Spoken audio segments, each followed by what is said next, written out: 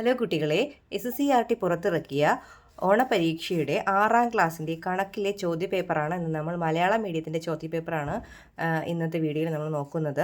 ഒന്നാമത്തെ ചോദ്യം, ചിത്രത്തെക്കുറിച്ചുള്ള ചില പ്രസ്താവനകളാണ് ചുവടെയുള്ളത്. അപ്പോൾ ഈ ചിത്രം എന്താണ്? ഒരു വൃത്തത്തിനെ ഭാഗിച്ചിട്ട് അതിന് 144 ഡിഗ്രി കോണളവിൽ ഭാഗിച്ച് അവിടെ ഷെയ്ഡ് ചെയ്തിരിക്കുന്നു അല്ലേ. അപ്പോൾ നമുക്ക് പ്രസ്താവനകൾ എന്താണെന്ന് നോക്കാം. വൃത്തത്തിൻ്റെ 5ൽ 2 ഭാഗമാണ് ഷെയ്ഡ് ചെയ്തിരിക്കുന്നത്. വൃത്തത്തിൻ്റെ 3ൽ 1 ഭാഗമാണ് ഷെയ്ഡ് ചെയ്തിരിക്കുന്നത്. വൃത്തത്തിൻ്റെ 10ൽ 2 ഭാഗമാണ് ഷെയ്ഡ് ചെയ്തിരിക്കുന്നത്. വൃത്തത്തിൻ്റെ 10ൽ 4 ഭാഗമാണ് ഷെയ്ഡ് ചെയ്തിരിക്കുന്നത്. അപ്പോൾ കോണളവ് തന്നിരുന്നാൽ നമുക്ക് വൃത്തത്തിനെ ഭാഗം കണ്ടുപിടിക്കാൻ നമ്മൾ പഠിച്ചു. അതായത് നമ്മൾ എന്ത് ചെയ്യുക, 144നെ 360 കൊണ്ട് ഡിവൈഡ് ചെയ്യുക അല്ലേ. 144നെ 360 കൊണ്ട് ഭാഗിച്ചെഴുതുക.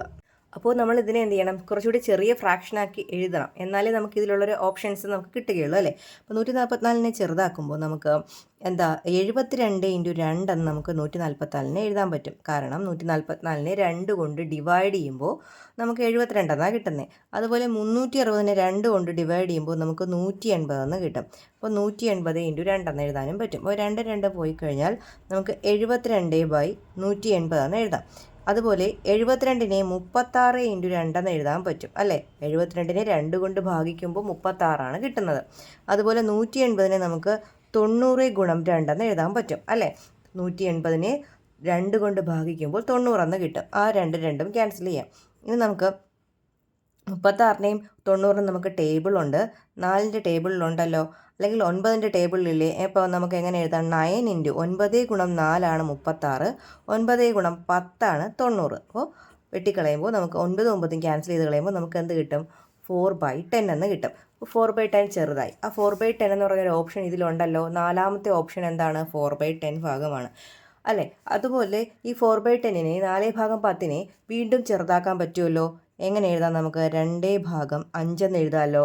അപ്പോൾ അതും ശരിയാണ് അല്ലേ. അപ്പോൾ 2/5ഉം 4/10ഉം ശരിയാണ്. അപ്പോൾ ഒന്നാമത്തെ ഓപ്ഷനിൽ കിടക്കുന്നത് വൃത്തത്തിൻ്റെ 5ൽ 2 ഭാഗമാണെന്നാണ് അല്ലേ. അപ്പോൾ ഇവിടെ നമുക്ക് 2 ഓപ്ഷൻ ശരിയായി കിട്ടി. ഒന്നാമത്തെ ഓപ്ഷനും രണ്ടാമത്തതും അല്ല. 4ാമത്തെ പ്രസ്താവനയും 1ാമത്തെ പ്രസ്താവനയും ശരിയായിട്ട് കിട്ടി. അപ്പോൾ ഏതൊക്കെയാണ് ഇവിടെ ശരിയായിട്ടുള്ളത്? 1, 4 എന്നിവ ശരിയാണ് അല്ലേ. അപ്പോൾ നമ്മൾ കറക്റ്റ് എടുക്കേണ്ട ഓപ്ഷൻ എന്താണ്? ബി ഓപ്ഷൻ ആയിട്ടുള്ള 1, 4 എന്നിവ ശരിയാണ്. കാരണം ഇതിനെ നമുക്ക് 5ൽ 2 ഭാഗമെന്നും എഴുതാൻ പറ്റും, 10ൽ 4 ഭാഗമെന്നും എഴുതാനായിട്ട് പറ്റും. ഇനി ഒന്നാമത്തെ ചോദ്യത്തിൻ്റെ ബി പാർട്ട് ക്വസ്റ്റ്യൻ, ചുവടെയുള്ള രൂപം തന്നിരിക്കുന്ന അളവിൽ വരയ്ക്കുക. ഇവിടെ തന്നിരിക്കുന്ന പടത്തിനെ ചിത്രത്തിനെ അതുപോലെ അളവുകളെടുത്ത് വരയ്ക്കാനാണ്. ഇപ്പോൾ നോക്കൂ, ഇവിടെ ഒരു ചതുർഭുജമാണ്. 4 വശങ്ങളുള്ള ഒരു രൂപം തന്നിരിക്കുന്നത്. ഇവിടെ ആ താഴത്തെ അടിയിലത്തെ നീളം എത്രയാണ്? 6 സെൻറ്റിമീറ്റർ ആണ്. അപ്പോൾ നമുക്ക് ആദ്യം 6 സെൻറ്റിമീറ്റർ വരയ്ക്കാം. 6 സെൻറ്റിമീറ്റർ സ്കെയിലെടുത്ത് വരയ്ക്കുക. പിന്നെ എന്താ കൊടുത്തിരിക്കുന്നത്? ഇവിടെ എത്ര ഡിഗ്രിയാണ്? 90 ഡിഗ്രിയാണ് മാർക്ക് ചെയ്തിരിക്കുന്നത് അല്ലേ. അവിടെ ഒരു സ്ക്വയർ കണക്ക്, ഒരു ചതുരം കണക്ക് ഒരു സമചതുരം പോലെ ചെറുതായിട്ട് വരച്ചിരിക്കുന്നത് കണ്ടോ എന്ന് പറഞ്ഞാൽ അത് എത്ര ഡിഗ്രിയാണ്? 90 ഡിഗ്രിയാണ്. അപ്പോൾ അവിടെ വെച്ച് നമുക്ക് പേര് കൊടുക്കാം കേട്ടോ. ഇവിടെ എ എന്നും ബി എന്നും പേര് കൊടുക്കുക. എയിൽ വെച്ചുകൊണ്ട് നമ്മൾ എന്ത് ചെയ്യുക? 90 ഡിഗ്രി മുകളിലേക്ക് മാർക്ക് ചെയ്യുക. എയിൽ പ്രൊട്രാക്ടറിൻ്റെ കേന്ദ്രം കൊണ്ട് വെച്ചതിന് ശേഷം 90 ഡിഗ്രി മാർക്ക് ചെയ്യുക. നമുക്ക് എന്ത് ചെയ്യാം? നീട്ടി വരയ്ക്കാം. ഇനി അവിടുത്തെ അളവ് എത്രയാണ്? 4 സെൻറ്റിമീറ്റർ ആണ്. അവിടുത്തെ അളവ് എത്രയാണ്? 4 സെൻറ്റിമീറ്റർ ആണ്.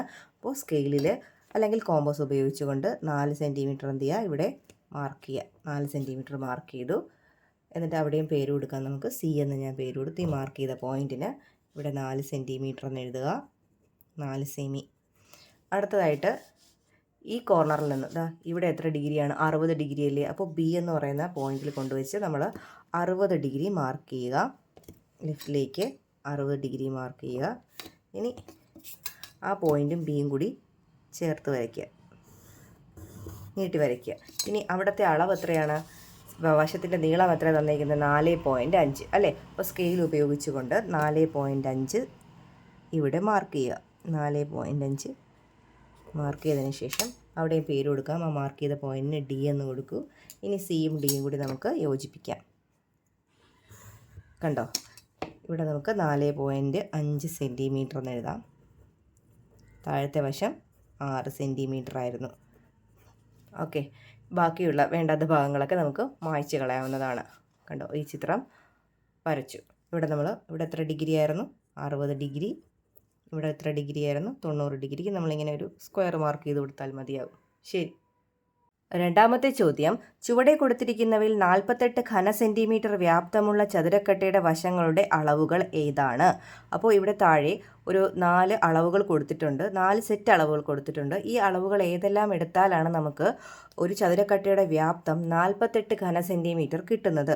നമ്മൾ പഠിച്ചു, വ്യാപ്തം കണ്ടുപിടിക്കുന്നത് നീളം ഗുണം വീതി ഗുണം ഉയരമാണ്. അപ്പോൾ ഇതിൽ ഏതേത് 3 അളവുകൾ എടുത്ത് ഗുണിക്കുമ്പോഴാണ് നമുക്ക് 48 കിട്ടുന്നതെന്ന് നോക്കിയാൽ മതി.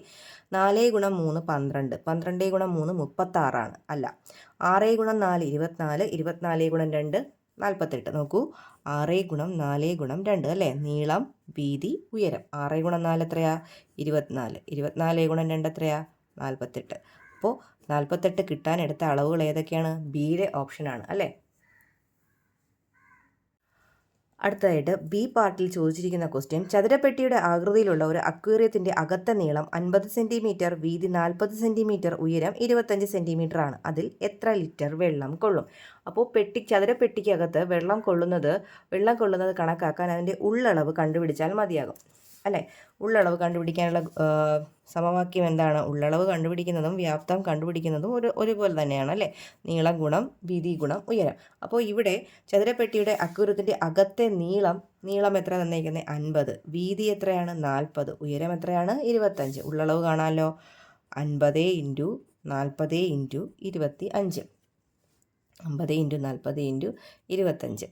5 ഗുണം 4 20 പിന്നെ ഈ 2 0 ചേർക്കാം. പിന്നെ 25 കൊണ്ട് ഗുണിക്കുക. 2 × 25 എത്രയാ? 50. ബാക്കി 3 പൂജ്യങ്ങൾ ചേർക്കുക. അപ്പോൾ അത്രയും നമുക്ക് എന്താ കിട്ടുന്നത്? ഇത് സെൻറ്റിമീറ്ററിലായതുകൊണ്ട് ഇതെല്ലാം അത്രയും ഘന സെൻറ്റിമീറ്റർ എന്നാണ് നമുക്ക് കിട്ടുന്നത്. നമുക്ക് കണ്ടുപിടിക്കേണ്ടത് എത്ര ലിറ്റർ വെള്ളം കൊള്ളുമെന്നാണ്. അപ്പോൾ ഘന സെൻറ്റിമീറ്ററിനെ ലിറ്ററിലോട്ടാക്കാൻ നമ്മൾ എന്ത് ചെയ്യുക? 1000 കൊണ്ട് ഭാഗിക്കുക. 1000 കൊണ്ട് ഭാഗിക്കുമ്പോൾ ഈ 3 പൂജ്യങ്ങളൊക്കെ നമുക്ക് വെട്ടിക്കളയാം. അപ്പോൾ നമുക്ക് ബാക്കി എത്രയാണ് കിട്ടുന്നത്? 50. അതായത് 50 ലിറ്റർ വെള്ളമാണ് ഈ ചതുരപ്പെട്ടിക്കകത്ത് കൊള്ളുന്നത്. ഇനി അതിൽ തന്നെ സി പാർട്ട് ചോദ്യം, അക്വേറിയത്തിൽ 20 സെൻറ്റിമീറ്റർ ഉയരത്തിൽ വെള്ളം നിറയ്ക്കാൻ എത്ര ലിറ്റർ വെള്ളം വേണം? അപ്പോൾ ഇതിൽ ആകെ കൊള്ളുന്നത് 50 ലിറ്റർ വെള്ളമാണ്. ഇനി നമുക്ക് എത്ര ലിറ്റർ ഉയരത്തിൽ നിറച്ചാൽ മതി? 20 സെൻറ്റിമീറ്റർ ഉയരത്തിൽ വെള്ളം നിറച്ചാൽ മതി അല്ലേ? അപ്പോൾ ഈ ഉയരം നമ്മൾ നേരത്തെ പറഞ്ഞിരുന്ന 25 പകരം ഇവിടെ ഉയരം 20 ആക്കി എടുത്താൽ മതി. ബാക്കിയുള്ള അതിൻ്റെ ചതുരപ്പെട്ടിയുടെ നീളം മാറുന്നില്ല, വീതി മാറുന്നില്ല. ഉയരം മാത്രം നമ്മൾ എത്രയായിട്ട് മാറ്റിയെടുത്താൽ മതി? 20 ആയിട്ട് മാറ്റിയെടുത്താൽ മതി അല്ലേ? അപ്പോൾ ഉയരം 20 എടുത്തുകൊണ്ട് നിങ്ങൾ എന്ത് കണക്കാക്കുക? ഉള്ളളവ് കണക്കാക്കുക, അല്ലെങ്കിൽ വ്യാപ്തം കണ്ടുപിടിച്ചാൽ മതി. അപ്പോൾ അതായത് 50, നീളം ഇവിടെ 50 വീതി ഇവിടെ 40 ഉയരം നമ്മൾ 25 എന്നതിന് പകരം 20 കൊടുക്കുക. കാരണം നമുക്ക് 20 സെൻറ്റിമീറ്റർ ഉയരത്തിൽ മാത്രം വെള്ളം നിറച്ചാൽ മതിയാകും അല്ലേ? അപ്പോൾ 50 × 40 എത്രയാണ് കിട്ടുന്നത്? 2000 × 20. ഇവിടെ 2 × 2 4 3 0 1 0 കൂടെ ചേർക്കുമ്പോൾ 4 0. അത്രയും ഘന സെൻറ്റിമീറ്ററാണ് കിട്ടുന്നത്. ഘന സെൻറ്റിമീറ്ററിനെ ലിറ്ററിലോട്ടാക്കാനായിട്ട് എന്ത് ചെയ്യുക? നമ്മൾ ഈ 40,000-നെ 1000 കൊണ്ട് ഭാഗിക്കുക. 3 പൂജ്യങ്ങൾ മാറ്റിക്കഴിഞ്ഞാൽ നമുക്ക് 40 ലിറ്റർ എന്ന് കിട്ടും. അപ്പോൾ 20 സെൻറ്റിമീറ്റർ ഉയരത്തിൽ നമുക്ക് വെള്ളം നിറയ്ക്കണമെങ്കിൽ എത്ര വെള്ളം വേണ്ടത്? 40 ലിറ്റർ വെള്ളമാണ് വേണ്ടത്. അടുത്തത് മൂന്നാമത്തെ ചോദ്യമാണ്. മൂന്നാമത്തെ ചോദ്യത്തിൽ 2 ചോദ്യങ്ങളുണ്ട്, 3Aയും 3Bയും. ഇവയിൽ ഒരെണ്ണത്തിന് ഉത്തരം എഴുതിയാൽ മതി. അപ്പോൾ മൂന്നാമത്തേതിലെ എ പാർട്ട് ചോദ്യം, ചുവടെ നൽകിയിരിക്കുന്ന പ്രസ്താവനയും കാരണവും നോക്കൂ. പ്രസ്താവന, 3/1 15 ഛേദമായ ഭിന്നമാണ് 15-ൽ 5. കാരണം 3/1 1-നെയും 3-നെയും 5 കൊണ്ട് ഗുണിച്ചാൽ 15-ൽ 5 കിട്ടും. പ്രസ്താവന ശരിയാണോ എന്ന് നോക്കാം. 3/1 15 ഛേദമായ ഭിന്നമാണ് 15-ൽ 5. അതായത് 3/1 ഈ 3-ന് പകരം 15 ഛേദമാക്കി കിട്ടാൻ നമ്മൾ 5 കൊണ്ട് ഇൻറ്റു ചെയ്യുന്നു അല്ലേ? അപ്പോൾ മുകളിലും താഴെയും 5 കൊണ്ട് ഇൻറ്റു ചെയ്യുമ്പോൾ അംശം 5 ആയിട്ട് മാറുന്നു, ഛേദം 15 ആയിട്ട് മാറുന്നു. അപ്പോൾ എന്താ അവർ പറഞ്ഞിരിക്കുന്ന പ്രസ്താവന ശരിയാണല്ലോ. 3/1 15 ഛേദമായ ഭിന്നം ഏത് തന്നെയാണ്? 15-ൽ 5 അല്ലേ? ഇനി കാരണം പറഞ്ഞിരിക്കുന്നത് നോക്കൂ. 3/1 1-നെയും 3-നെയും 5 കൊണ്ട് ഗുണിച്ചാലാണ് 15-ൽ 5 കിട്ടുന്നത്. കറക്റ്റ് അല്ലേ? ഈ 3/1 നമ്മൾ മുകളിലും താഴെയും അംശത്തിനെയും ഛേദത്തിനെയും 5 കൊണ്ടല്ലേ ഗുണിച്ചത്? അതായത് 1-നെയും 3-നെയും 5 കൊണ്ട് ഗുണിച്ചപ്പോഴാണ് നമുക്ക് എന്ത് കിട്ടിയത്? 15-ൽ 5 കിട്ടിയത്. അപ്പോൾ ഇവിടെ പറഞ്ഞിരിക്കുന്ന പ്രസ്താവനയും കാരണവും എന്താണ്? ശരിയാണ്. അപ്പോൾ നോക്കൂ, ഓപ്ഷൻസ് നോക്കൂ. എയിൽ പ്രസ്താവന ശരിയാണ്, കാരണം തെറ്റാണ്. പ്രസ്താവനയും കാരണവും തെറ്റാണ്, പ്രസ്താവന തെറ്റാണ്, കാരണം ശരിയാണ്. പ്രസ്താവനയും കാരണവും ശരിയാണ്. അപ്പോൾ നമ്മൾ കണ്ടെത്തിയല്ലോ എന്താണ്? പ്രസ്താവനയും കാരണവും ശരിയാണെന്നല്ലേ കണ്ടെത്തിയത്. ഇനി ബി പാർട്ടിൻ്റെ ചോദ്യം. 3-1-ൻ്റെയും 5-1-ൻ്റെയും പല രൂപങ്ങളിൽ ഒരേ ഛേദമുള്ള 2 രൂപങ്ങൾ എഴുതുക. അതായത് 3-1-നെയും അതുപോലെ 5-1-നെയും ഛേദം തുല്യമായിട്ടുള്ള 2 വ്യത്യസ്ത രൂപങ്ങളിൽ എഴുതാനാണ്. അപ്പോൾ 3-1-നെ 5 കൊണ്ട് ഗുണിക്കുമ്പോൾ, മുകളിലും താഴെയും 5 കൊണ്ട് ഗുണിക്കുമ്പോൾ 5/15 എന്ന് കിട്ടും അല്ലേ? 15-ൽ 5 എന്ന് കിട്ടും. അതുപോലെ 5-1-നെ മുകളിലും താഴെയും അംശവും ഛേദവും 3 കൊണ്ട് ഗുണിക്കുമ്പോൾ നമുക്ക് 3/15 എന്ന് കിട്ടും. ഇവിടെ നോക്കൂ, ഛേദം രണ്ടും തുല്യമായ ഭിന്നങ്ങളായി മാറിയില്ലേ? ഇനി ഇത് ഒരെണ്ണം. നമുക്ക് അതേപോലെ 2 രൂപങ്ങളാണ് എഴുതാനുള്ളത്. അപ്പോൾ ഇതിലേതെങ്കിലും ഒന്നെടുക്കുക. 15-ൽ 5-നെ നമുക്ക് 2 കൊണ്ടോ 3 കൊണ്ടോ ഒക്കെ എന്ത് ചെയ്യാം? ഗുണിച്ച് കഴിഞ്ഞാൽ അടുത്തൊരു രൂപം കിട്ടും അല്ലേ? 2 കൊണ്ട് മുകളിലും അംശവും ഛേദവും ഒരുപോലെ ഗുണിക്കുക. 10, 30. അടുത്തത് 15-ൽ 3. 15-ൽ 3-നെയും ഇതുപോലെ എന്ത് ചെയ്യുക? 2 കൊണ്ട് ഗുണിക്കുക. അപ്പോൾ മുകളിലും താഴെയും 2 കൊണ്ട് ഗുണിക്കുമ്പോൾ 6/30. കണ്ടോ? അപ്പോൾ 3-1-ൻ്റെ വ്യത്യസ്തങ്ങളായ രൂപങ്ങളാണ് 15-ൽ 5ഉം 30-ൽ 10ഉം. അതുപോലെ 5-1-ൻ്റെ വ്യത്യസ്തങ്ങളായ രൂപങ്ങളാണ് 15-ൽ 3ഉം 30-ൽ 6ഉം. ഇവിടെ രണ്ടിൻ്റെ പ്രത്യേകത എന്താ? ഛേദം നമ്മൾ എന്താക്കി എഴുതി കഴിഞ്ഞു? തുല്യമാക്കി എഴുതി. ഇനി സി പാർട്ട് ചോദ്യം. 52 കിലോഗ്രാം അരി 8 പാക്കറ്റുകളിൽ ഒരേപോലെ നിറച്ചാൽ ഓരോ പാക്കറ്റിലും എത്ര കിലോഗ്രാം അരി ഉണ്ടാകും? ഇപ്പോൾ നമ്മുടെ കയ്യിലുള്ളത് എത്ര കിലോഗ്രാം അരിയാണ്? 52 കിലോഗ്രാം അരിയാണ്. നമുക്ക് എത്ര പാക്കറ്റുകളിലാണ് നിറയ്ക്കേണ്ടത്? 8 പാക്കറ്റുകളിലാണ് നിറയ്ക്കേണ്ടത്. അങ്ങനെയാണെങ്കിൽ ഓരോ പാക്കറ്റിലും ഉണ്ടാകുന്ന അരിയുടെ അളവ് എത്ര? ഓരോ പാക്കറ്റിലുമുള്ള അരിയുടെ അളവ് കാണാൻ എന്ത് ചെയ്താൽ മതി? 52-നെ 8 കൊണ്ട് ഭാഗിച്ചാൽ മതി അല്ലേ? ഓരോ പാക്കറ്റിലും ഉള്ള അരിയുടെ അളവ് നമുക്ക് എന്ത് ചെയ്യാം? 58-നെ 8 കൊണ്ട് ഡിവൈഡ് ചെയ്യാം അല്ലേ? 8 കൊണ്ട് ഭാഗിക്കാം. 52/8.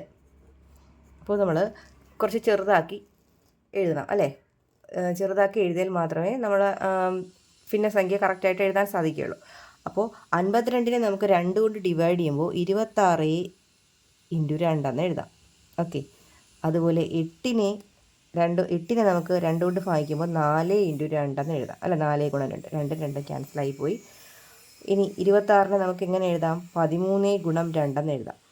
4-നെ എങ്ങനെ എഴുതാം? 2x2 എന്ന് എഴുതാം. ഇവിടെയും 2 നമുക്ക് വെട്ടിക്കളയാം. ബാക്കി നമുക്ക് എന്താ ഉള്ളത്? 13/2. ഇനി 13/2-നെ നമുക്ക് ചെറുതാക്കാൻ പറ്റത്തില്ല. 13/2 നമുക്ക് ഭാഗിക്കാമല്ലോ. 5 2 10, 6 2 12 അല്ലേ? ശിഷ്ടം 1. അപ്പോൾ നമ്മൾ എങ്ങനെ എഴുതും? 6ഉം എങ്ങനെയാണ്? 6ഉം 2-ൽ 1 അല്ലേ? 6ഉം 2-ൽ 1 എന്ന് എഴുതുക. അതിനെ മിശ്ര ഭിന്നമാക്കി എഴുതുക. മൂന്നാമത്തെ ക്വസ്റ്റ്യനിൽ തന്നെ രണ്ടാമത്തെ ഓർ ക്വസ്റ്റ്യൻ ആയിരുന്നു, അല്ലെങ്കിൽ വെച്ച് എഴുതാനുള്ള ക്വസ്റ്റ്യനാണ്. എ കോളത്തിലെ ഉള്ളതിൻ്റെ മറ്റൊരു രൂപമാണ് ബി കോളത്തിലുള്ളത്. ഇവ ശരിയായി യോജിപ്പിച്ചത് താഴെ കൊടുത്തവയിൽ ഏതാണ്? നോക്കൂ, എയിൽ കുറച്ച് ഭിന്നങ്ങൾ തന്നിട്ടുണ്ട്, ബിയിലും കുറച്ച് ഭിന്നങ്ങൾ തന്നിട്ടുണ്ട് അല്ലേ? അപ്പോൾ ശരിയായിട്ടുള്ള ഭിന്നങ്ങൾ നമുക്ക് ചേർത്ത് എഴുതാം. അപ്പോൾ 5 ഇവിടെ എല്ലാം എന്താണ്? അടിയിൽ 12 12 ആണ് അല്ലേ? അപ്പോൾ ഈ 6-നെ എത്ര കൊണ്ട് ഗുണിച്ചാൽ 12 കിട്ടുന്നത്? 2 കൊണ്ട് അല്ലേ? അപ്പോൾ 2 കൊണ്ട് 6-നെ ഗുണിച്ചാൽ 12. അതേപോലെ 2-നെ 5 കൊണ്ട് ഗുണിച്ചാൽ നോക്കൂ, 5/6. അതിൽ 6-നെ 2 കൊണ്ട് ഗുണിച്ചാൽ 12 കിട്ടും. അപ്പോൾ മുകളിലും 2 കൊണ്ട് ഗുണിക്കും. അപ്പോൾ എന്താ വരുന്നത്? 10/12. അതായത് എക്ക് ചേരുന്നത് 3 ആണ്. എയുടെ ചേരുംപടി ഏതാണ്? 3 ആണ്. എയുടേത് കിട്ടി. ഇനി ബിയുടെ അടിയിലുള്ള നമ്പർ എന്താണ്? അടിയിലുള്ള സംഖ്യ ഛേദം 4 ആണ്. അപ്പോൾ 4-നെ എന്തുകൊണ്ട് ഗുണിച്ചാലാണ് 12 കിട്ടുന്നത്? 3 കൊണ്ട് ഗുണിച്ചാലാണ്. അപ്പോൾ 3/4-നെ മുകളിലും താഴെയും 3 കൊണ്ട് ഗുണിക്കൂ. എന്താ കിട്ടുന്നത്? 9/12 അല്ലേ? 12-ൽ 9. 12-ൽ 9 ഏതാണ്? 1-ാമത്താണ്. അപ്പോൾ ബിയുടെ ചേരുംപടി ഏതാണ്? 1 ആണ് അല്ലേ? അപ്പോൾ A3 B1. അപ്പോൾ സി എന്തായിരിക്കും? സി 2 ആയിരിക്കുമല്ലോ അല്ലേ? അപ്പോൾ A3 B1 C2. ഓപ്ഷൻ ഏതാ കറക്റ്റ്? ബി ഓപ്ഷനാണ് കറക്റ്റ്. B1. ഓക്കെ. അടുത്തത് ബി പാർട്ട് ചോദ്യം. 45/54, 32/72 എന്നിവയുടെ ലഘുരൂപം കണക്കാക്കുക. അപ്പോൾ 45/54-ൻ്റെയും 32/72-ൻ്റെയും ചെറിയ രൂപത്തിൽ എഴുതാനാണ്. അപ്പോൾ 45/54. 45 9-ൻ്റെ ഗുണന പട്ടികയിലുണ്ടല്ലോ. അപ്പോൾ നമ്മൾ എങ്ങനെ എഴുതുന്നത്? 5 × 9. 54-നെ എങ്ങനെ എഴുതുന്നത്? 6 × 9. അപ്പോൾ 9 നമുക്ക് വെട്ടിക്കഴിഞ്ഞാൽ 5/6 എന്ന് നമുക്ക് ലഘുരൂപത്തിൽ എഴുതാം അല്ലേ. ഇനി അടുത്തതായിട്ട് തന്നിരിക്കുന്ന ഏതാണ്? 32/72. 32/72. 32നെ നമുക്ക് 16 × 2 എന്ന് എഴുതാം. 2 കൊണ്ട് ഭാഗിക്കുമ്പോൾ 16 × 2 എന്ന് കിട്ടും. 72നെ 2 കൊണ്ട് ഭാഗിക്കുമ്പോൾ 36 × 2 എന്ന് എഴുതാം. 2 നമുക്ക് വെട്ടിക്കളഞ്ഞാൽ 16/36 എന്ന് കിട്ടും. ഈ 16നെ നമുക്ക് എങ്ങനെ എഴുതാം? 4 × 4 എന്ന് എഴുതാം അല്ലേ. 4ൻ്റെ ഗുണനപ്പട്ടികയിലുണ്ടല്ലോ. 36ഉം 4ൻ്റെ ഗുണനപ്പട്ടികയിലുണ്ട്. 9 × 4 എന്ന് എഴുതാം. 4ഉം 4ഉം വെട്ടിക്കളഞ്ഞാൽ നമുക്ക് എന്താ കിട്ടുന്നത്? 4/9. അപ്പോൾ അതിൻ്റെ ചെറിയ രൂപം ഏതാണ്? 4/9. ഇനി സി പാർട്ട് ചോദ്യം. 20 ലിറ്റർ വെളിച്ചെണ്ണ ഒരുപോലെയുള്ള 6 കുപ്പികളിൽ ഒഴിച്ചാൽ ഒരു കുപ്പിയിൽ എത്ര ലിറ്റർ വെളിച്ചെണ്ണ ഉണ്ടാകും? അപ്പോൾ 20 ലിറ്റർ വെളിച്ചെണ്ണയാണുള്ളത്. എത്ര കുപ്പികളിൽ നിറയ്ക്കണം? 6 കുപ്പികളിൽ നിറയ്ക്കണം. അപ്പോൾ ഒരു കുപ്പിയിലുള്ളത് എങ്ങനെയാണ്? ഒരു കുപ്പിയിലുള്ളത് കാണാൻ എന്ത് ചെയ്യുക? 20നെ 6 കൊണ്ട് ഭാഗിക്കുക. ഒരു കുപ്പിയിൽ ഉള്ള വെളിച്ചെണ്ണ എങ്ങനെയാണ് കാണുന്നത്? 20/6. ഒരു കുപ്പിയിലുള്ള വെളിച്ചെണ്ണ എങ്ങനെ കാണുന്നത്? 20/6. 20നെ നമുക്ക് എങ്ങനെ എഴുതാം? 10 × 2 എന്ന് എഴുതാവേ. 10 × 2 ഒരുപോലെ തന്നെ നമ്മൾ താഴത്തത് എഴുതണ്ടേ. അപ്പോൾ 10 × 2 അതുപോലെ 3 × 2. 2ഉം 2ഉം നമുക്ക് ക്യാൻസലാക്കി കളഞ്ഞാൽ 10/3 എന്ന് കിട്ടും. 10/3 ചെയ്ത് നോക്കൂ. 10/3 10/3 3 3 × 3 3 3 9 അല്ലേ. ശിഷ്ടം എത്രയാ? 1 കിട്ടും. അപ്പോൾ നമ്മളിതിനെ എങ്ങനെ എഴുതുന്നത്? 3ഉം 3ൽ 1. 3ഉം 3ൽ 1 ലിറ്റർ വെളിച്ചെണ്ണയാണ് എവിടെയുള്ളത്? ഒരു കുപ്പിയിലുള്ള വെളിച്ചെണ്ണയുടെ അളവ് 3ഉം 3ൽ 1 ലിറ്റർ. നാലാമത്തെ ചോദ്യം. 80 സെൻറ്റിമീറ്റർ നീളവും 20 സെൻറ്റിമീറ്റർ വീതിയും 25 സെൻറ്റിമീറ്റർ ഉയരവുമുള്ള ഒരു ചതുരപാത്രത്തിൽ പകുതി ഭാഗം വെള്ളമുണ്ട്. ഇതിലേക്ക് 20 സെൻറ്റിമീറ്റർ വശമുള്ള ഒരു സമചതുരക്കട്ട താഴ്ത്തുന്നു. പാത്രത്തിൻ്റെ ഉള്ളളവ് എത്ര? സമചതുരക്കട്ടയുടെ വ്യാപ്തം എത്ര? അപ്പോൾ എയിൽ നമ്മൾ കാണേണ്ടത് ഉള്ളളവാണ്. അപ്പോൾ ഉള്ളളവ് കാണാൻ നമുക്കറിയാം എന്താണ്? നീളവും വീതിയും ഉയരവും കൂടി ഗുണിച്ചാൽ നമുക്ക് ഉള്ളളവ് കിട്ടും. ഇവിടെ നീളം 80 സെൻറ്റിമീറ്റർ,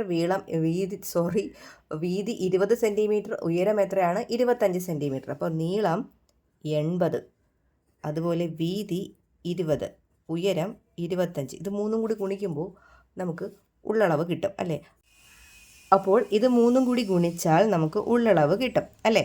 നോക്കൂ, 20 × 25, 2 × 25 എത്രയാണ്? 50 അല്ലേ. അപ്പോൾ 20 × 25 നമുക്ക് എന്ത് കിട്ടും? 500 എന്ന് കിട്ടും. ബാക്കി ഇനി 80 കൂടി കൊണ്ട് ഇൻറ്റു ചെയ്താൽ മതിയല്ലോ, ഗുണിച്ചാൽ മതിയല്ലോ. 5 × 8 എത്രയാണ്? 40. 40ഉം ഈ 2 0 കൂടെ ചേർക്കുമ്പോൾ 4000. അത്രയും ഘന സെൻറ്റിമീറ്ററാണ് ഈ പാത്രത്തിൻ്റെ ഉള്ളളവെന്ന് പറയുന്നത്. ഇനി ബിയിൽ കാണേണ്ടത് സമചതുരക്കട്ടയുടെ വ്യാപ്തം. ഇതിലേക്ക് 20 സെൻറ്റിമീറ്റർ വശമുള്ള ഒരു സമചതുരക്കട്ട താഴ്ത്തുന്നു എന്ന് പറഞ്ഞല്ലോ. സമചതുരക്കട്ടയുടെ വ്യാപ്തം കാണാൻ എന്താണ്? സമചതുരക്കട്ടയുടെ പ്രത്യേകത അതിൻ്റെ നീളവും വീതിയും ഉയരവും എല്ലാം എന്ത് തന്നെയായിരിക്കും? തുല്യമായിരിക്കും. അപ്പോൾ സമചതുരക്കട്ടയുടെ വ്യാപ്തം കാണാൻ ഈ 20 നീളവും വീതിയും ഉയരവുമല്ല. അപ്പോൾ 20 × 20 × 20 ചെയ്താൽ മതിയാകും അല്ലേ. 2 × 2 4, 4 × 2 8. ഇനി നമുക്ക് ഈ 3 0 കൂടി ചേർത്താൽ മതിയല്ലോ. അപ്പോൾ അത്രയും 8000 ഘന സെൻറ്റിമീറ്ററാണ് സമചതുരക്കട്ടയുടെ വ്യാപ്തം. ഇനി സി പാർട്ട് ചോദ്യം. ചതുരപാത്രത്തിലെ വെള്ളത്തിൽ സമചതുരക്കട്ട താഴ്ത്തിയപ്പോൾ എത്ര സെൻറ്റിമീറ്റർ വെള്ളം ഉയർന്നു? നമുക്കറിയാം, ഏതെങ്കിലും ഒരു പാത്രത്തിനകത്ത് വെള്ളമുണ്ടെങ്കിൽ അതിനകത്തേക്ക് എന്തെങ്കിലും എടുത്ത് താഴ്ത്തിയാൽ വെള്ളം പൊങ്ങും അല്ലേ. അപ്പോൾ എത്ര ഉയരത്തിലാണ് വെള്ളം പൊങ്ങേണ്ടത് എന്നാണ് കണക്കാക്കേണ്ടത്. ഇവിടുത്തെ പ്രത്യേകത എന്ന് പറഞ്ഞാൽ സമചതുരക്കട്ട താഴ്ത്തിയപ്പോൾ വെള്ളം ഉയർന്നല്ലോ. അപ്പോൾ സമചതുരക്കട്ടയുടെ വ്യാപ്തമായിരിക്കും ഈ ഉയർന്ന വെള്ളത്തിൻ്റെയും വ്യാപ്തം അല്ലേ. ഇപ്പോൾ ഇവിടെ സി പാർട്ടിൽ എന്താണ്? സമചതുരക്കട്ടയുടെ വ്യാപ്തമാണ് അല്ലേ നമ്മൾ കണ്ടുപിടിച്ച സമചതുരക്കട്ടയുടെ വ്യാപ്തം എന്തിന് തുല്യമാണ്? ഉയർന്ന വെള്ളത്തിൻ്റെ വ്യാപ്തത്തിന് തുല്യമാണ്. ഉയർന്ന വെള്ളത്തിൻ്റെ വ്യാപ്തം. ഓക്കെ, അതായത് സമചതുരക്കട്ടയുടെ വ്യാപ്തം എത്രയായിരുന്നു? 8000. ഉയർന്ന വെള്ളമെന്ന് പറയുന്നത് ഈ 80 സെൻറ്റിമീറ്റർ വീതിയും നീളവും 20 സെൻറ്റിമീറ്റർ വീതിയും ഉള്ള ആ പാത്രമായിരുന്നു. ഉയരമാണ് നമുക്ക് അറിയാത്തത്. എത്ര സെൻറ്റിമീറ്റർ ഉയർന്നു എന്ന് കാണണ്ടേ. അപ്പോൾ 80 സെൻറ്റിമീറ്റർ നീളം 80 തന്നെയാണ്, വീതി 20 തന്നെയാണ്. ഉയരം എത്രയാണോ ഉയർന്നത് അറിയില്ല. ആ ഉയർന്നതിന് ഞാൻ എച്ച് എന്ന് കൊടുത്തു. അപ്പോൾ എച്ച് കണ്ടുപിടിക്കാൻ, ആ ഉയർന്ന എത്ര സെൻറ്റിമീറ്റർ വെള്ളം ഉയർന്നു എന്ന് കണ്ടുപിടിക്കാൻ എന്ത് ചെയ്യുക? 8000നെ 80 × 20 കൊണ്ട് ഭാഗിക്കുക. ഇവിടെ 0 0, ഇവിടെയും 0 0 വെട്ടിക്കളഞ്ഞാൽ മുകളിൽ 80 കാണും, താഴെ 8 × 2 കാണും അല്ലേ. 8 × 2, 80 / 2 എത്ര? 8 എത്രയാണ്? 80നെ 8 കൊണ്ട് ഭാഗിച്ചാൽ 10 എന്ന് കിട്ടും. 10 / 2 എത്രയാണ്? 5. അതായത് 5 സെൻറ്റിമീറ്റർ ഉയരത്തിലാണ് എന്ത്? വെള്ളം ഉയർന്നത്. അടുത്ത ചോദ്യം, വ്യാപ്തവുമായി ബന്ധപ്പെട്ട് സീന എഴുതിയ ചില പ്രസ്താവനകൾ ചുവടെ തന്നിരിക്കുന്നു. ഒന്നാമത്തെ പ്രസ്താവന, ഒരു ചതുരക്കട്ടയുടെ നീളം മാത്രം 2 മടങ്ങായാൽ വ്യാപ്തം 4 മടങ്ങായി വർദ്ധിക്കും. നമുക്കറിയാം, വ്യാപ്തം കണ്ടുപിടിക്കുന്നത് നീളം ഗുണം വീതി ഗുണം ഉയരമാണ്. നീളവും വീതിയും ഉയരവും കൂടി ഗുണിക്കുമ്പോഴാണ് നമുക്ക് വ്യാപ്തം കിട്ടുന്നത്. ഇതിലെ ഏതെങ്കിലും ഒരെണ്ണത്തിന് മാറ്റം വരുത്തിയാൽ അതേ മാറ്റം ഏതിനും ഉണ്ടാവും? വ്യാപ്തത്തിനും ഉണ്ടാവും അല്ലേ. നീളം 2 ഇരട്ടിയാക്കിയാൽ വ്യാപ്തം 2 ഇരട്ടിയാവും, വീതി 2 ഇരട്ടിയാക്കിയാൽ വ്യാപ്തം 2 ഇരട്ടിയാവും, ഉയരം 2 ഇരട്ടിയാക്കിയാൽ വ്യാപ്തം 2 ഇരട്ടിയാവും. അപ്പോൾ എന്തെങ്കിലും ഒന്നിന് മാറ്റം ഉണ്ടാക്കുമ്പോൾ അതേ മാറ്റങ്ങൾ ഇതിനും ഉണ്ടാവും. അപ്പോൾ ചതുരക്കട്ടയുടെ നീളം മാത്രം 2 മടങ്ങാകിയാൽ വ്യാപ്തം എത്ര മടങ്ങേ ആകുള്ളൂ? 2 മടങ്ങേ ആകുള്ളൂ. 4 മടങ്ങായി വർദ്ധിക്കൂ? ഇല്ല. അപ്പോൾ ആദ്യത്തെ പ്രസ്താവന തെറ്റാണ്. ഇനി ഒരു ചതുരക്കട്ടയുടെ വ്യാപ്തം ഇരട്ടിക്കണമെങ്കിൽ നീളവും ഉയരവും മാറാതെ വീതി 4 മടങ്ങാക്കണം. വീതി 4 മടങ്ങാക്കിയ വ്യാപ്തം എന്താകത്തേ ഉള്ളൂ? 4 മടങ്ങാകത്തേ ഉള്ളൂ, ഇരട്ടിക്കത്തില്ല. അതും തെറ്റാണ്. മൂന്നാമത്തത്, ഒരു ചതുരക്കട്ടയുടെ വ്യാപ്തം 4 മടങ്ങാകണമെങ്കിൽ വീതി, നീളം, ഉയരം എന്നിവയിൽ ഏതെങ്കിലും 2 ഇരട്ടിക്കണം. വീതി ഇരട്ടിച്ചാൽ വ്യാപ്തം ഇരട്ടിക്കും, നീളം ഇരട്ടിച്ചാലും വ്യാപ്തം ഇരട്ടിക്കും. അപ്പോൾ വീതിയും നീളവും ഇരട്ടിച്ചാലോ? ഇതും ഇരട്ടിക്കുന്നു, ഇതും ഇരട്ടിക്കുന്നു. അപ്പോൾ എത്ര മടങ്ങാവും? 4 മടങ്ങാകും അല്ലേ. അപ്പോൾ അത് ശരിയായ പ്രസ്താവനയാണ്. നാലാമത്തെ പ്രസ്താവന, ഒരു ചതുരക്കട്ടയുടെ നീളവും വീതിയും ഉയരവും 2 മടങ്ങാക്കിയാൽ വ്യാപ്തം 8 മടങ്ങാവും. അതായത് നീളം 2 മടങ്ങ്, വീതി 2 മടങ്ങ്, ഉയരം 2 മടങ്ങ്. അതായത് 2 × 2 × 2 എത്രയാണ്? 8 മടങ്ങല്ലേ. അപ്പോൾ വ്യാപ്തം 8 മടങ്ങാകും എന്ന് പറഞ്ഞത് എന്താണ്? ശരിയായിട്ടുള്ള പ്രസ്താവനയാണ്. അപ്പോൾ ഇതിൽ നമുക്ക് ശരിയായിട്ടുള്ള പ്രസ്താവനകളുടെ ഏതാണെന്ന് നമുക്ക് നോക്കാം. 1ഉം 3ഉം ആണോ ശരി? അല്ല, നമുക്ക് കിട്ടിയത് എന്താണ്? 3ഉം 4ഉമാണ് ശരി അല്ലേ. ബി ഓപ്ഷനാണ്. ഓപ്ഷൻ ബി ആണ് കറക്റ്റ്. അടുത്തത് 5ാമത്തെ ചോദ്യം, 2 ചിത്രങ്ങളാണ് തന്നിരിക്കുന്നത്. ഈ വട്ടങ്ങളിലെ ഷെയ്ഡ് ചെയ്ത ഭാഗങ്ങൾ ചേർത്ത് വെച്ചാൽ കിട്ടുന്ന ഭാഗത്തെ സൂചിപ്പിക്കുന്നത് ചുവടെ കൊടുത്തിരിക്കുന്നവയിൽ ഏതാണ്? അപ്പോൾ ഈ പടത്തിൽ നോക്കിക്കഴിഞ്ഞാൽ നമുക്ക് ഈ വട്ടത്തിനെ 3 ഭാഗങ്ങളായി ഭാഗിച്ചതിന് ശേഷം ഒരു ഭാഗം ഷെയ്ഡ് ചെയ്തിരിക്കുന്നു. അപ്പോൾ ഇതിൻ്റെ ഭിന്നസംഖ്യ എന്താണ്? 3ൽ 1. ഇവിടെയാണെങ്കിലോ 12 ആയിട്ട് ഈ വൃത്തത്തിനെ 12 തുല്യ ഭാഗങ്ങളായി ഭാഗിച്ചതിൽ 5 ഭാഗം ഷെയ്ഡ് ചെയ്തിരിക്കുന്നു. അപ്പോൾ 12ൽ 5. അപ്പോൾ ഇത് രണ്ടും കൂടെ ചേർത്ത് വയ്ക്കുക എന്ന് പറഞ്ഞാൽ രണ്ടും കൂടി കൂട്ടുക. 3ൽ 1 പ്ലസ് എന്താണ്? 12ൽ 5 അല്ലേ. 3ൽ 1 പ്ലസ് 12ൽ 5. അപ്പോൾ കൂട്ടുമ്പോൾ നമുക്ക് അതിൻ്റെ ഛേദം തുല്യമാക്കിയതിന് ശേഷമേ കൂട്ടാൻ സാധിക്കുള്ളൂ. ഇപ്പോൾ ഇവിടെ 3നെ നമുക്ക് 12 ആക്കാം. 3നെ മുകളിലും താഴെയും അംശവും ഛേദവും 4 കൊണ്ട് ഗുണിച്ച് കഴിഞ്ഞാൽ 4/12 എന്ന് കിട്ടും. അപ്പോൾ 3ൽ 1 പകരം നമുക്ക് എന്തെഴുതാം? 4/12 പ്ലസ് 5/12. കൂട്ടുമ്പോൾ 5ഉം 4ഉം എത്രയാ? 9/12. അപ്പോൾ 9/12 എന്നുള്ള ഓപ്ഷൻ ഇവിടെ ഏതാണ്? നോക്കൂ, 3ൽ 1 പ്ലസ് 12ൽ 5 സമം 12ൽ 9. ഓക്കെ, ബി ആണ് കറക്റ്റ് ആയിട്ടുള്ള ആൻസർ. അടുത്ത ബി പാർട്ടിൽ തന്നിരിക്കുന്ന ക്വസ്റ്റ്യൻ, 4.5 ലിറ്റർ വീതമുള്ള 2 കുപ്പികളുണ്ട്. അതിൽ ഒന്നിൽ 3.5 ലിറ്റർ പാലും രണ്ടാമത്തതിൽ 2.25 ലിറ്റർ പാലും ഉണ്ട്. ഇതിലൊരു കുപ്പിയിലെ പാൽ മറ്റേ കുപ്പി നിറയുന്നത് വരെ ഒഴിച്ചു. ഇപ്പോൾ പാലിൻ്റെ അളവ് കുറവുള്ള കുപ്പിയിൽ എത്ര ലിറ്റർ പാലുണ്ട്? അപ്പോൾ 2 കുപ്പികൾ ഉണ്ടായിരുന്നു. ഒന്നാമത്തെ കുപ്പിയിൽ 3.5 ലിറ്ററും രണ്ടാമത്തെ കുപ്പിയിൽ 2.25 ലിറ്ററുമാണ് പാലുള്ളത്. അപ്പോൾ നമുക്ക് എഴുതാം. സ്റ്റെപ്പ് എഴുതുമ്പോൾ ഞാൻ പൂർണ്ണമായിട്ടൊന്നും എഴുതുന്നില്ല, നിങ്ങൾ എഴുതിക്കൊള്ളുക കേട്ടോ. ഒന്നാമത്തേതിലുള്ള പാലിൻ്റെ അളവ് എത്രയാണ്? 4.5 ലിറ്റർ. എത്രയാണ്? 4.5 ലിറ്റർ പാലാണ് ഒന്നാമത്തെ കുപ്പിയിലുള്ളത്. അടുത്തത് രണ്ടാമത്തെ കുപ്പിയിൽ എത്ര ലിറ്റർ പാലാണ് ഉള്ളത്? ഒന്നാമത്തെ കുപ്പിയിൽ 4.5 അല്ല കേട്ടോ, 3.5 ലിറ്ററാണ്. ഒന്നാമത്തെ കുപ്പിയിൽ 3.5 ലിറ്റർ പാലാണ്. രണ്ടാമത്തെ കുപ്പിയിൽ എത്രയാണ്? 2.25 ലിറ്ററാണ്. 2.25 ലിറ്റർ പാലാണ് രണ്ടാമത്തെ കുപ്പിയിലുള്ളത്. ഇനി ഈ കുപ്പികളിൽ ആകെ കൊള്ളുന്ന പാലിൻ്റെ അളവാണ് 4.5 ലിറ്റർ. അതായത് ഇതിൽ ഈ 2 കുപ്പിയിൽ നിറയുന്നത് വരെ ഒഴിച്ചു കഴിഞ്ഞാൽ നമുക്ക് 4.5 ലിറ്റർ പാല് കൊള്ളും. മനസ്സിലായോ? ഇനി എന്താ പറഞ്ഞേക്കുന്നത്? ഇതിൽ ഒരു കുപ്പിയിൽ നിന്ന് മറ്റൊരു കുപ്പിയിലേക്ക് പാൽ ഒഴിക്കുകയാണ്. പാൽ ഒഴിക്കുമ്പോൾ നിറയണമല്ലോ. നിറയുക എന്ന് പറഞ്ഞാൽ എത്രയാകണം? നമുക്ക് 4.5 ലിറ്റർ ആകണം. അപ്പോൾ ഒന്നാമത്തെ കുപ്പിയിൽ ഇപ്പം എത്ര ലിറ്റർ പാലേ ഉള്ളൂ? 3.5 ലിറ്റർ പാലേ ഉള്ളൂ. അപ്പോൾ നിറയണമെങ്കിൽ എത്ര ലിറ്റർ ആകണം? 4.5 ലിറ്റർ ആകണം. അപ്പോൾ നമുക്ക് എഴുതാം, ഒന്നാമത്തെ കുപ്പി നിറയണമെങ്കിൽ എത്ര ലിറ്റർ പാല് വേണം? 4.5 ലിറ്റർ പാല് വേണം അല്ലേ? ഒന്നാമത്തെ കുപ്പി നിറയണമെങ്കിൽ 4.5 ലിറ്റർ പാല് വേണം. ഇപ്പോൾ അതിൽ എത്രയേ ഉള്ളൂ? 3.5 ഉള്ളൂ. അപ്പോൾ 4.5 ആക്കാൻ വേണ്ടി 3.5 കൂടി എത്ര കൂടി ചേർക്കണം? 4.5 നിന്ന് 3.5 കുറച്ച് നോക്കിയാൽ പോരെ. ഇപ്പോൾ അതിൽ 3.5 ലിറ്റർ പാലേ ഉള്ളൂ. പക്ഷെ നിറയണമെങ്കിൽ 4.5 ലിറ്റർ വേണം. അതായത് ഇനി അധികം എത്ര പാല് വേണം? 4.5 നിന്ന് 3.5 കുറച്ചാൽ പോരെ? 1. അപ്പോൾ 4.5 നിന്ന് 3.5 കുറച്ചാൽ എത്രയാണ്? 1 ലിറ്റർ. 1 ലിറ്റർ പാല് കൂടി ഉണ്ടെങ്കിൽ ഒന്നാമത്തെ കുപ്പി നിറയും. അപ്പോൾ ഒന്നാമത്തേലേക്ക് രണ്ടാമത്തെ കുപ്പിയിലെ പാൽ ഒഴിക്കുകയാണ്. രണ്ടാമത്തെ കുപ്പിയിൽ ഇപ്പോൾ ഇരിക്കുന്ന എത്രയാണ്? 2.25 ലിറ്റർ പാലാണുള്ളത്. അതിൽ നിന്ന് 1 ലിറ്റർ എടുത്ത് ഏതിലേക്ക് ഒഴിക്കണം? ഒന്നാമത്തേലേക്ക് ഒഴിക്കുക. അപ്പോൾ ഇനി രണ്ടാമത്തെ കുപ്പിയിൽ ശേഷിക്കുന്നത് എത്രയാണ്? രണ്ടാമത്തേതിൽ ബാക്കിയുള്ളത് എത്രയാണ്? ഇപ്പോൾ എത്രയാണ് ഉള്ളത്? 2.25. അതിൽ നിന്ന് 1 ലിറ്റർ ഒന്നാമത്തേലോട്ട് ഒഴിച്ചു കഴിയുമ്പോൾ ബാക്കി എത്രയാണ്? 2.25 നിന്ന് 1 കുറച്ചാൽ എത്രയാണ്? 1.25 ലിറ്റർ. നമുക്ക് ഏത് കുപ്പിയിൽ നിന്ന് വേണമെങ്കിലും ഒഴിക്കാം കേട്ടോ. അവർ ഇന്ന കുപ്പിയിൽ നിന്നൊന്നും പറഞ്ഞിട്ടില്ല. ഞാൻ ഒന്നാമത്തേലോട്ടാണ് ഒഴിക്കുന്നതാക്കി എടുത്തിരിക്കുന്നത്. അവിടെ കണക്ക് എളുപ്പമാകാൻ വേണ്ടിയിട്ടാണ് അങ്ങനെ ചെയ്യുന്നത്. അപ്പോൾ പാലിൻ്റെ അളവ് കുറവുള്ള കുപ്പിയിൽ ഇപ്പോൾ എത്രയാണ് ഉള്ളത്? 1.25 ലിറ്റർ പാലാണ് ഉള്ളത്. അടുത്തത് അഞ്ചാമത്തേൽ തന്നെ പാർട്ടിലുള്ള ബി ക്വസ്റ്റ്യൻ. 2 ക്വസ്റ്റ്യൻ ഉണ്ട്. 5-ലൊരു എ ക്വസ്റ്റ്യനും 5-ലൊരു ബി ക്വസ്റ്റ്യനും. അതിലെ രണ്ടാമത്തെ ഓർ ചോദ്യം, അല്ലെങ്കിൽ ഏതെങ്കിലും ഒന്ന് എഴുതിയാൽ മതിയല്ലോ. അതിലെ ഒന്നാമത്തെ ചോദ്യമാണ്, ചുവടെ കൊടുത്തിരിക്കുന്നവയിൽ ഒന്നിന് തുല്യമല്ലാത്തത് ഏത്? അതായത് ഇപ്പോൾ കൂട്ടുമ്പോൾ 1 കിട്ടാത്തത് ഏതാണ്? ഇവിടെ അരയാണ്, കാലാണ്. ഇവിടെ കാലും അരയാണ്. അരയും എത്രയാണ്? 1 അപ്പോൾ അത് 1. അതല്ല, നമുക്ക് 1 അല്ലാത്തതാണ്, 1ന് തുല്യമല്ലാത്തതാണ് വേണ്ടത്. ഇവിടെ 2-1, 3-1, 6-1. 2-1നെയും 3-1നെയും നമുക്ക് മാറ്റി 3 കൊണ്ട് ഇൻറ്റു ചെയ്താൽ 6-1 അത് എത്രയാ? 6-ൽ 3 കിട്ടും. അതുപോലെ 3-1 മാറ്റിയാലും 2 കൊണ്ട് ഗുണിക്കുമ്പോൾ എത്രയാ? 6-ൽ 2 കിട്ടും. അപ്പോൾ നമുക്കിവിടെ 2-1 പകരം 6-ൽ 3, അതുപോലെ 3-1 പകരം 6-ൽ 2, 6-1 അങ്ങനെ തന്നെ എഴുതാം, 6-1 തന്നെ എഴുതാം. അപ്പോൾ ഇത് കൂട്ടുമ്പോൾ 3-ഉം 2-ഉം 5, 5-1 6, 6/6 കിട്ടും. എത്ര തന്നെയാണ് കിട്ടുന്നത്? 1. ഇതിൻ്റെ വാല്യൂവും എന്താണ്? വിലയും എത്രയാണ്? 1 തന്നെയാണ്. അടുത്തത് 4-ൽ 3, ഇവിടെ 8-1, 8-1 എത്രയാണ്? 8-ൽ 2. അപ്പോൾ 3-ൽ 4, 4-ൽ 3ഉം 8-ൽ 2. 3-ൽ 4നെ മാറ്റാലോ? 2 കൊണ്ട് ഗുണിച്ചാൽ മുകളിൽ 6 വരും, താഴെ 8 വരും.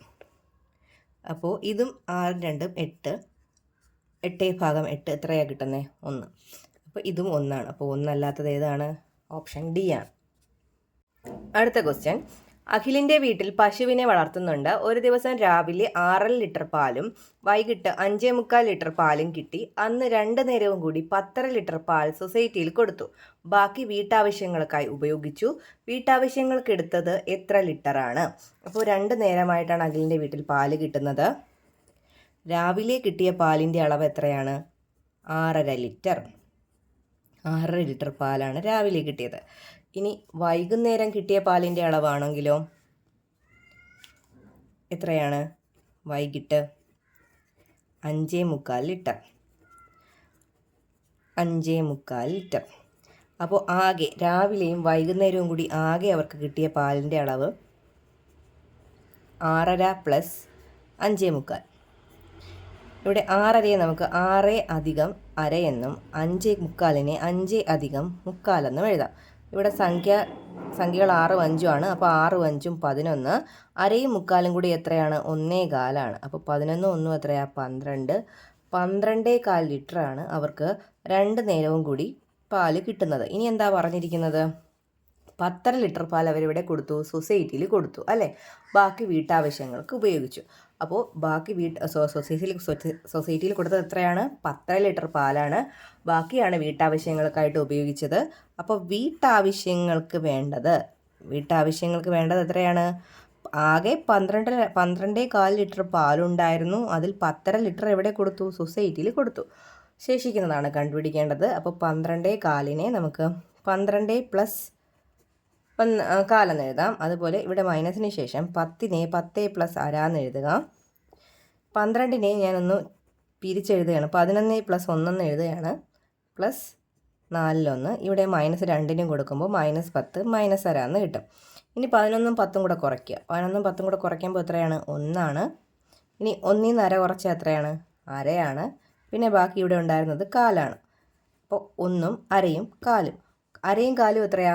3/4. അപ്പോൾ 1.25 ലിറ്റർ പാലാണ് ബാക്കി വീട്ടാവശ്യങ്ങൾക്ക് ഉപയോഗിക്കുന്നത്. അടുത്ത ചോദ്യം, ചുവടെ കൊടുത്തിരിക്കുന്ന ചിത്ര പാറ്റേൺ വരയ്ക്കുക, ഷെയ്ഡ് ചെയ്ത് ഭംഗിയാക്കുക. ചിത്ര പാറ്റേൺ ഇതാണ് നമുക്ക് വരയ്ക്കാനുള്ളത്. അപ്പോൾ ഇതിനകത്ത് നോക്കുമ്പോൾ ഇതിനകത്തൊരു 6 വശങ്ങളുള്ള രൂപമാണുള്ളത്. ഒരു ഷഡ്ഭുജമാണ് വേണ്ടത്. അപ്പോൾ നമ്മളൊരു വൃത്തം വരച്ച് അതിനെ 6 തുല്യ ഭാഗങ്ങളാക്കിയാൽ നമുക്ക് ഇതുപോലൊരു ഷഡ്ഭുജം അതിനകത്ത് കിട്ടും. ആദ്യം നമുക്ക് വൃത്തം വരയ്ക്കാം. വൃത്തം വരച്ചിട്ടുണ്ട്. ഇനി എന്താ ചെയ്യേണ്ടത്? ഇങ്ങനെ താഴേക്ക് ഒരു വര വരയ്ക്കുക, ഒരു ആരം വരയ്ക്കുക. എന്നിട്ട് ഇതിൽ നിന്ന് നമ്മൾ 6 തുല്യ ഭാഗങ്ങളാക്കാൻ പറഞ്ഞാൽ 360നെ 6 കൊണ്ട് ഭാഗിക്കുമ്പോൾ നമുക്ക് 60 ഡിഗ്രി എന്ന് കിട്ടും. ഈ 60 ഡിഗ്രി വീതം ഇങ്ങനെ പ്രൊട്രാക്ടർ എടുത്ത് മാർക്ക് ചെയ്ത് പോവുക. അപ്പോൾ ഈ മാർക്ക് ചെയ്ത ഭാഗങ്ങൾ നമ്മൾ എന്ത് ചെയ്യുക? ചേർത്ത് വരയ്ക്കുക.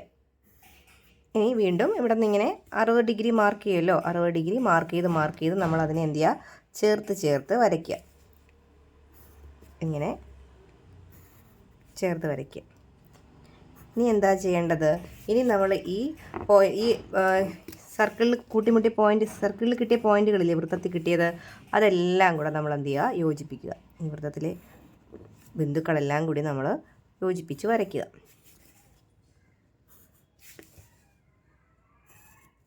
ഓക്കെ. ഇനി ബാക്കി ഈ വൃത്തത്തിൻ്റെ ഭാഗങ്ങളും അതുപോലെ നമ്മൾ ഇതിനകത്ത് വരച്ചിരിക്കുന്നില്ലേ, ആ ഭാഗങ്ങളും കൂടി എന്ത് ചെയ്യുക? മായ്ച്ച് കളയുക. ഇനി എന്താ ചെയ്യേണ്ടതെന്നറിയാവോ? ഈ അളവ് നമ്മൾ ഈ വശങ്ങളെല്ലാം തുല്യമായിരിക്കുമല്ലോ. ഈ അളവ് നമ്മൾ ഈ ഓരോ മൂലകളിൽ നിന്നും നമ്മൾ ഇങ്ങനെ ആർക്ക് കട്ട് ചെയ്ത് വെക്കുക കേട്ടോ. ഇങ്ങനെ ഒരു ആരം, ചാപം ഇങ്ങനെ വരച്ച് വയ്ക്കുക. ഇനി 4 എല്ലാത്തിൽ നിന്നും വരയ്ക്കുക. ഇനി എന്താ ചെയ്യേണ്ടതെന്ന് വെച്ചാൽ ഈ താഴത്തെ മൂലയില്ലേ, അതും ഈ നമ്മളിപ്പോൾ വരച്ച ചാപവും കൂടി ചേർത്ത് ഇങ്ങനെ വരയ്ക്കുക. ഇനി എന്താ ചെയ്യേണ്ടത്? ഈ ഒരു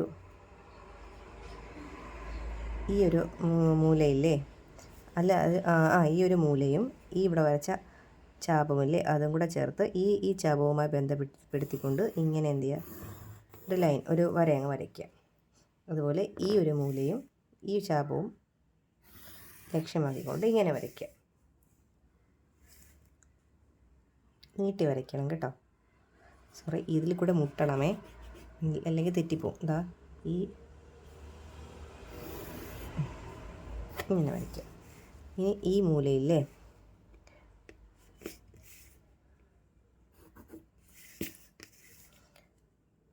ഈ മൂലയും ഇവിടെ വരച്ച ചാപമില്ലേ, അതും കൂടെ ലക്ഷ്യമാക്കിക്കൊണ്ട് ഇങ്ങനെ വരയ്ക്കും. ഇനി ഈ ചാപവും പിന്നെ ഈ മൂലയും, ഈ ആർക്കും, ഈ ചാപവും ഈ മൂലയും ഇവിടെ വരച്ചിരിക്കുന്ന ചാപവും കണ്ടോ. ഇത് നമ്മൾ ആവശ്യമില്ലാത്തതൊക്കെ എന്ത് ചെയ്യുക? മായ്ച്ച് കളയുക. പിന്നെ എന്താ ചെയ്യേണ്ടത്? ഈ മൂലയും ഈ ഭാഗവും കൂടി ചേർക്കുക. ഇങ്ങനെ ചേർക്കുക. ഇത് വരച്ചതിന് ശേഷം നിറമൊക്കെ കൊടുത്ത് ഭംഗിയാക്കി വെക്കുക. അടുത്തതിലെ ബി പാർട്ട് ചോദ്യം, വൃത്തത്തിലെ 1/6 ഭാഗമാണ് ഷെയ്ഡ് ചെയ്തിരിക്കുന്നത്. ഷെയ്ഡ് ചെയ്ത ഭാഗത്തിൻ്റെ കോണളവ് ചുവടെ കൊടുത്തവയിൽ ഏതാണ്? അപ്പോൾ 1/6 ഭാഗത്തിൻ്റെ കോണളവ് കാണുന്നത് എങ്ങനെയാണ്? 1/6 360 കൊണ്ട് ഗുണിച്ചാൽ മതിയാകും അല്ലേ? അതായത് 360, 1 × 320 എത്രയാണ്? 360 ഭാഗം 6. ഏതാണ് ഓപ്ഷൻ? ബി ആണ് ഓപ്ഷൻ.